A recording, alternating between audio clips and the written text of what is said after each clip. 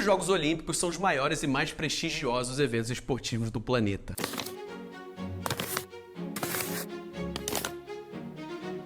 Nenhum campeonatinho chega aos pés do tamanho que esse evento tem. A gente vive na era dos mega eventos e esses são os maiores. Até por isso é legal voltar ao passado para colocar as coisas um pouco em perspectiva. Até um tempo em que os atletas tinham que ser convencidos a participar de eventos como esse. Tem muita coisa incrível para ser contada da história olímpica. Mas se você acompanha esse canal, você já percebeu que a nossa preferência é pela esculhambação. Então quanto mais várzea, melhor. Por isso a nossa pesquisa leva a gente até St. Louis, nos Estados Unidos, nas Olimpíadas de 1904, a terceira edição organizada pelo Barão de Coubertin e seus amigos. Não foi a pioneira, não foi a mais brilhante, os resultados esportivos não são relevantes, então por que falar de um evento como esse? Porque é impossível achar uma Olimpíada em toda a história que seja tão bizarra quanto essa. Uma Olimpíada tão esquisita que nem o Barão de Coubertin achava que ia ser divertida.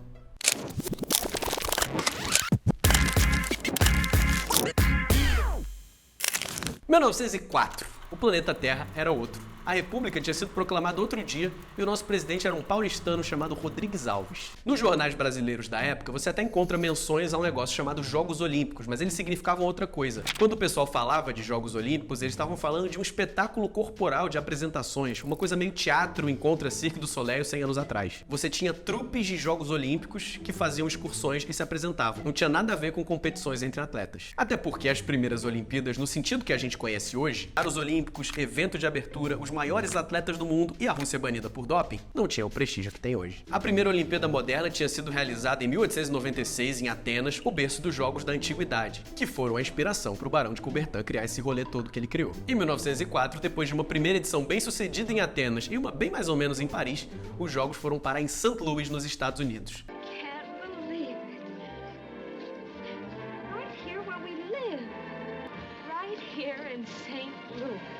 A primeira Olimpíada do Novo Mundo originalmente era para ser em Chicago, mas o pessoal de St. Louis ficou bravo porque eles iam organizar ao mesmo tempo um evento gigante, a Exposição Universal de 1904, que comemorava os 100 anos da compra do território da Louisiana. A sugestão foi juntar tudo para que um evento não competisse com o outro, e foi o que acabou acontecendo.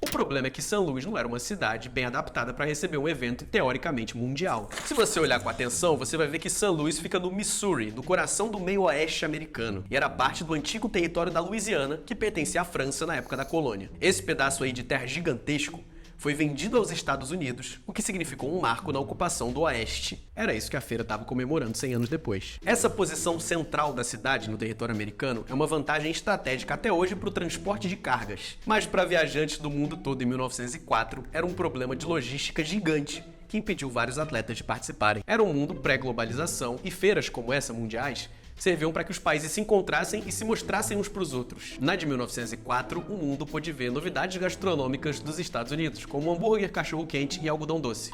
E coisas meio bizarras, tipo um cavalo matemático. For 15 cents, you could watch him use blocks to spell his name and even do math. His wonders were later celebrated in a song which included the verse, I can count and I can add. Know my alphabet, and that's not bad. I can even give you change. For a horse, that seems strange. O Brasil participou dessa feira com um pavilhão lindo, um dos mais elogiados da feira. Depois, esse pavilhão foi desmontado e despachado de navio para o Rio de Janeiro para ser remontado no centro da cidade com o nome de Palácio Monroe, que foi sede do Senado até 1960. O palácio virou um ícone arquitetônico do Rio de Janeiro que chegou até a aparecer na nota de dinheiro de 200 mil réis. Em 76, ele acabou demolido e virou essa praça sem graça nenhuma na Cinelândia. Tem um documento que existe, é tipo um catálogo, que detalha a participação do Brasil na feira de 1904, lançado na época. Ele apresenta o Brasil para os gringos em quase 200 páginas, com um monte de detalhes ultra específicos, tipo uma tabela documentando a produção de diamantes em gramas do estado de Minas Gerais. O documento ajuda a entender a ideia da feira e por que é importante participar dela. Apresentar o país para atrair interesse internacional e, claro, investimentos de empresários. No Departamento de Cultura Física, ou seja, esportes, o Brasil decidiu selecionar o Rio Grande do Sul como exemplo na exposição. E de acordo com o catálogo, o Grêmio apareceu por lá. O documento é em inglês, mas você encontra o PDF na internet. Eu vou deixar o link na descrição, caso você se sinta com vontade de se aventurar por ele. Mas a gente tá aqui para falar de Olimpíadas, né? Primeiro, um recadinho da KTO, porque os Jogos de Paris estão aí. vão ser incríveis e eles decidiram dar uma força pra torcida do Brasil com 2 apostas grátis. Funciona assim, se você deposita pelo menos R$20 entre os dias 22 de julho e 4 de agosto, você recebe uma aposta grátis no dia 5. E se deposita entre os dias 5 e 11 de agosto, recebe uma aposta grátis no dia 12. Os valores dessas apostas variam conforme o número de medalhas que o Brasil conquistar. É só entrar no site da KTO que você encontra isso e várias odds olímpicas. Com o cupom Andrei, você consegue um bônus de até 20% do primeiro depósito. Mas a gente tá aqui pra falar de Olimpíadas, né? Pois é. Elas eram um bracinho bem menor desse evento gigantesco. Nessa época, viajar de um lado para o outro do mundo já não era muito fácil. E eram poucos os países que conseguiam participar de eventos como esse que ainda não tinham essa importância mundial reconhecida. Ainda tinha um negócio acontecendo que chamava Guerra Russo-Japonesa, que ainda deixava tudo mais bagunçado ainda. No fim das contas, poucos atletas participaram e só 12 países enviaram delegações. A gente tá falando aqui que essa Olimpíada foi pequena o tempo todo, mas quão pequena? A melhor forma de entender o que foram as Olimpíadas de St. Louis é dar uma olhada na maratona. Uma prova que acabou entrando para a história como um dos eventos esportivos mais bizarros da história da humanidade. A maratona é a prova mais nobre de qualquer Olimpíada, mas ela não era disputada nas Olimpíadas gregas da Antiguidade. Ninguém corria 42,195 km em Atenas. Quando o Barão de Coubertin e os amigos dele criaram as Olimpíadas modernas, eles queriam alguma coisa que remetesse à glória dos gregos para traçar uma conexão com a Antiguidade e foram atrás de uma lenda. Conta o historiador Heródoto que em 490 a.C., tropas persas desembarcaram na cidade de Maratona, na Grécia, para atacar Atenas. O mensageiro Fidípedes foi enviado a Esparta para pedir ajuda e correu 246 quilômetros em um dia para pedir socorro. Como todas as histórias gregas, ela foi mudando de forma e uma versão mais conhecida diz que, na verdade, o trajeto que ele fez foi o de 40 quilômetros entre Maratona e Atenas.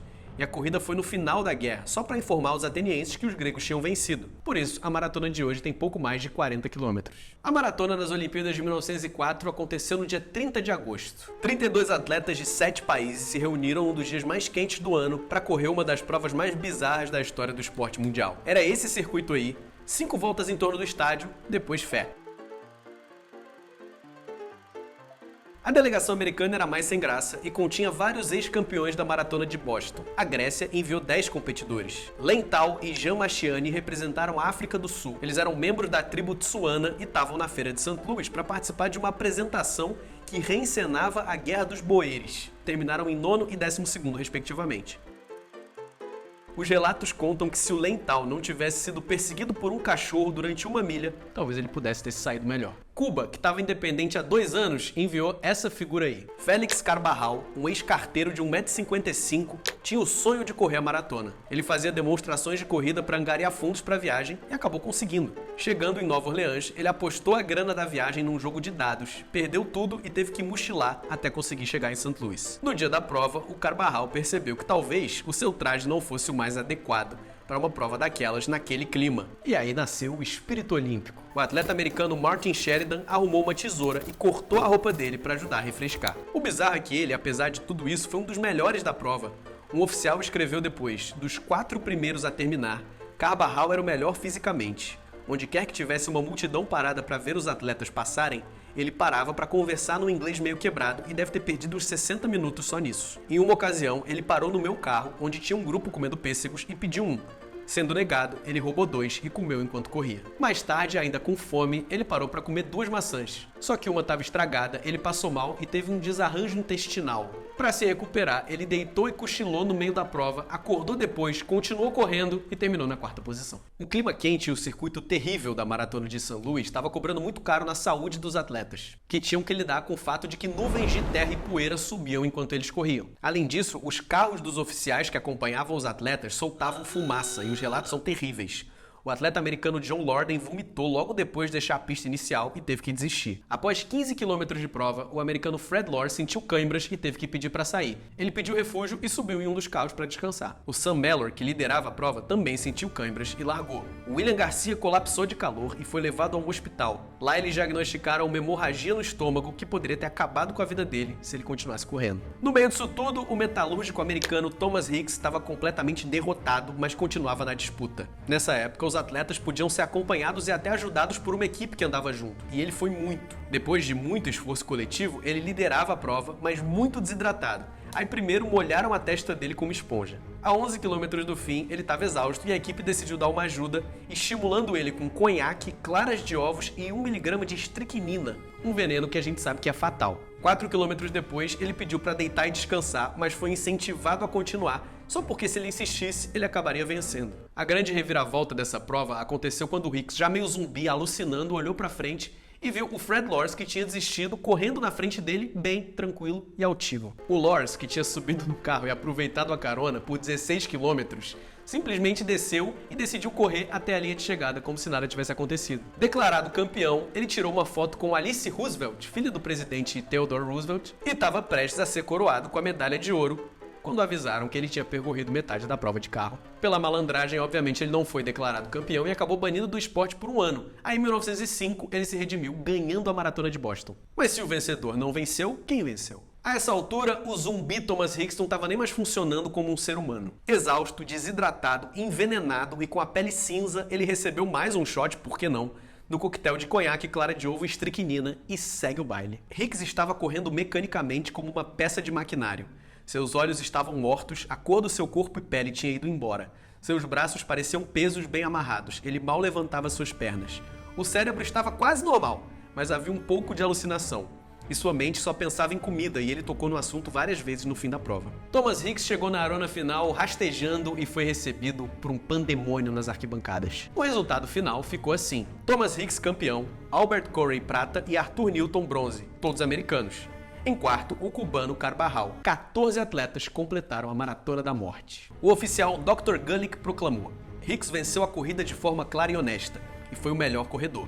O tempo vencedor foi de 3 horas, 28 minutos e 53 segundos. Essa prova foi tão bizarra que o James Edward Sullivan, o organizador e chefe dos Jogos Olímpicos de 1904, disse que não tinha condições da maratona continuar no programa olímpico. Eu, pessoalmente, sou contra e acho que é indefensável sob todos os aspectos, exceto o histórico. A maratona de 1904 entrou para a história como uma das grandes anedotas do panteão olímpico. Mas St. Louis não teve só isso de bizarro. A gente está falando do começo do século XX e naquela época algumas ideias raciais meio esquisitas estavam super na moda. Elas deram origem ao aspecto mais triste da feira. Dentro do departamento de antropologia, várias pessoas nativas de outras partes do mundo eram expostas como se fossem animais na reconstrução do seu habitat. Povos originários dos Estados Unidos e do México, esquimós, pigmeus da África Central, japoneses. Um dos hits da feira era a Vila das Filipinas, um território de 47 acres, com construções e pessoas em exposição simulando o ambiente do território que tinha acabado de ser adquirido pelos Estados Unidos. Como tudo que é ruim sempre pode piorar, o James Edward Sullivan teve ainda outra ideia. E se a gente criasse jogos e colocasse-os, entre muitas aspas, selvagens para disputar? Nasciam assim os infames Anthropology Days, os dias da antropologia. Nas palavras do Sullivan, seriam Olimpíadas em que os selvagens iam imitar os brancos. A ideia, óbvio, era demonstrar uma suposta superioridade branca que o James Edward Sullivan acreditava, já que os estrangeiros não iam saber nenhuma daquelas regras esquisitas dos esportes. Acontece que os selvagens em exposição não tinham nada de selvagens.